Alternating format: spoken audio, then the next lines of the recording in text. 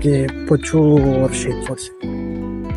আজকে আমার তেমন একটা ঠান্ডা লাগছে না, আর তখন অনেক ঠান্ডা লাগে, টু মাচ। আমি জানি না দেখতাম না কিনা, খুব কুয়াশা পড়ছে এখন।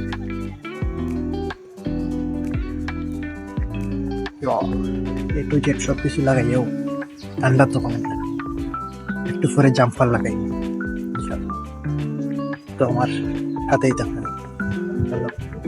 আপনারা উক্তিগুলা হয়ে যাইবা।